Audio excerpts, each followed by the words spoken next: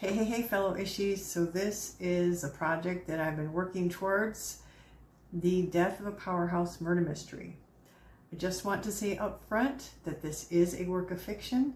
Any resemblance to any person, living or dead, it's not there. This is just a story. I don't want to say ripped from the headlines, although it kind of is, but these are fictional names in fictional places.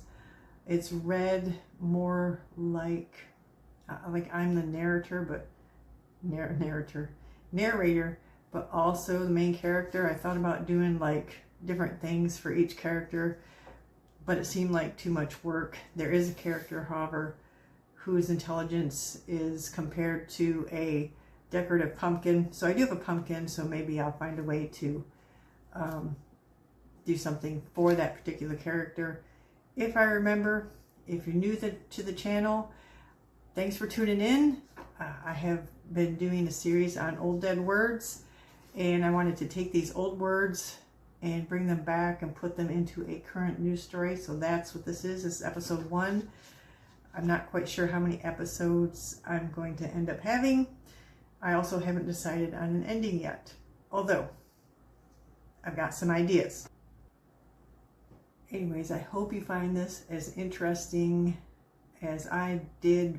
I mean, it was fun to make it. Hopefully I don't crack myself up too much. There's a couple of good one-liners, but let's get started. I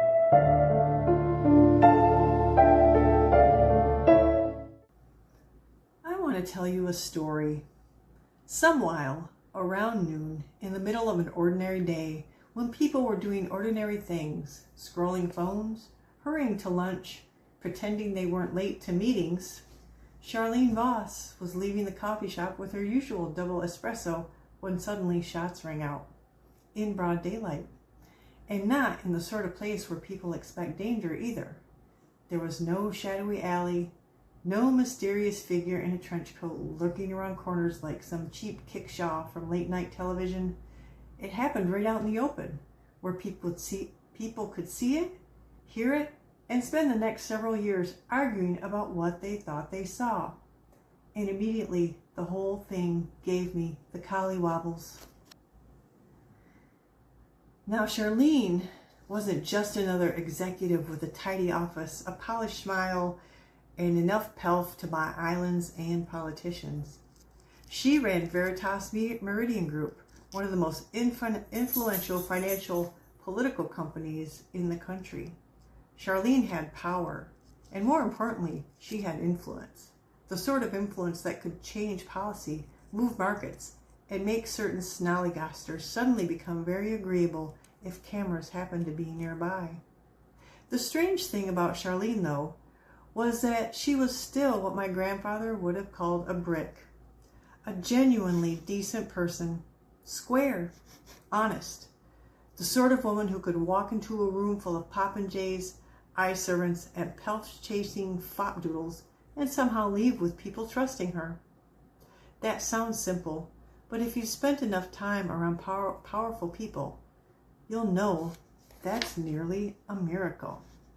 Charlene and I built things together once. We were compeers, best friends, really. Somewhere along the way, we drifted apart, or at least that's what people said.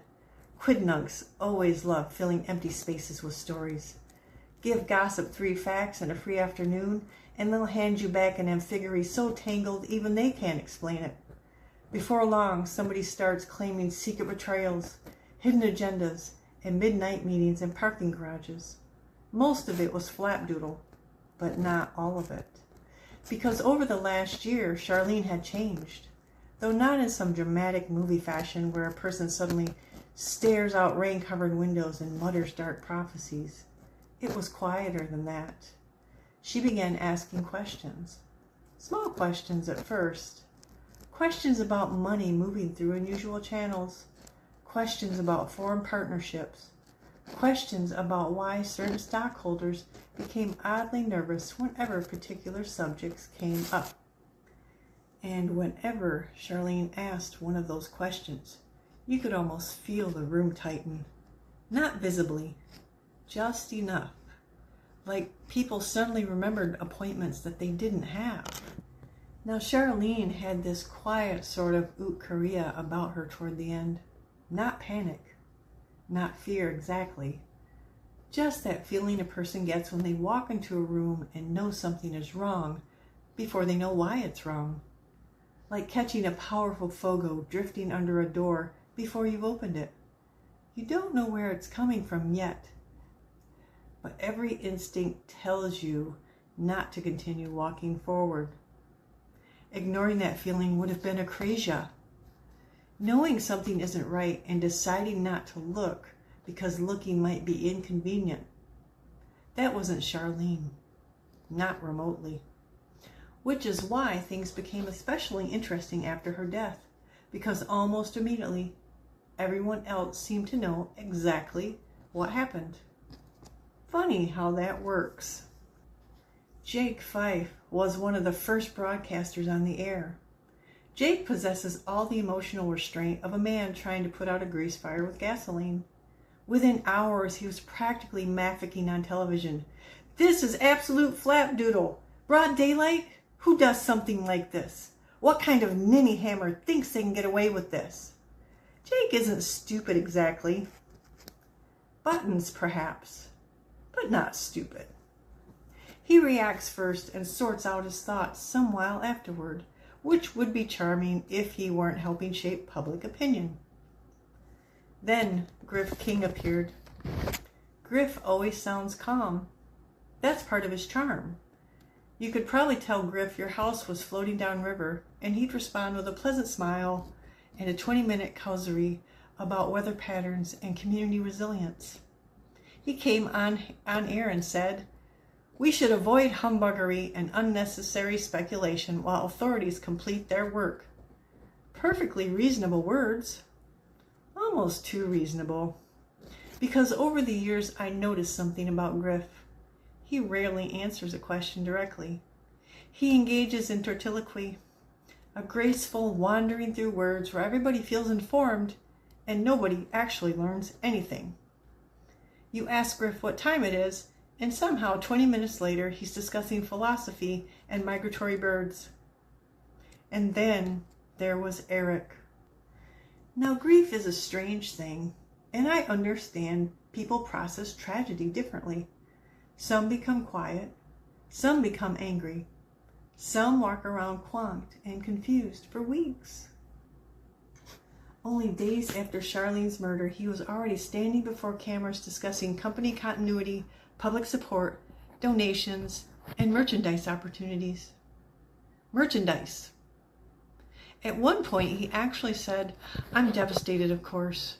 Charlene believed in our mission and would want us to keep moving forward. The donations and merchandise sales have been splendiferous.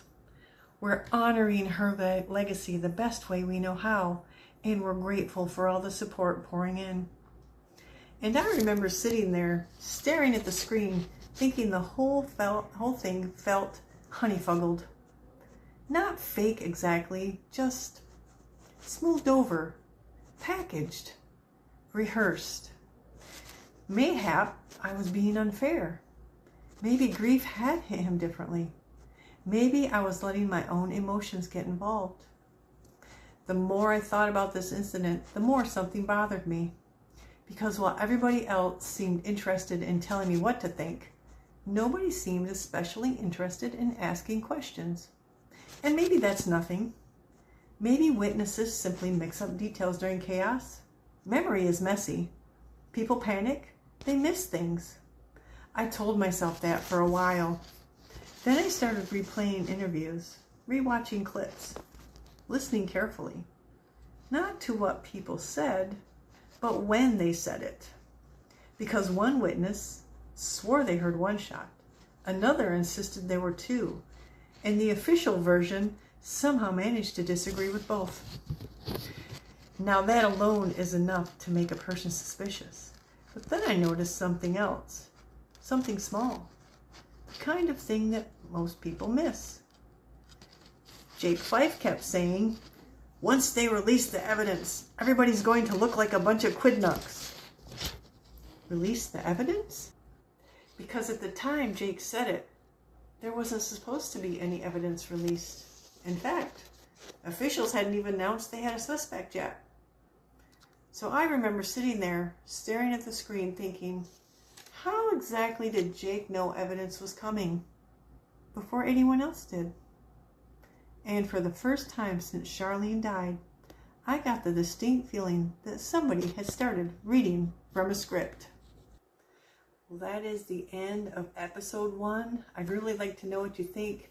I'd like to keep this interesting and stuff, so watching me read something on camera isn't real interesting. Let me know ways that I could improve this. The story will continue. I'm up to episode 6, and they're all about 2 or 3 pages. But anyways, if you like this kind of content, don't forget to like and subscribe, and I appreciate any feedback you can give me, and I'll see you next time for episode number 2.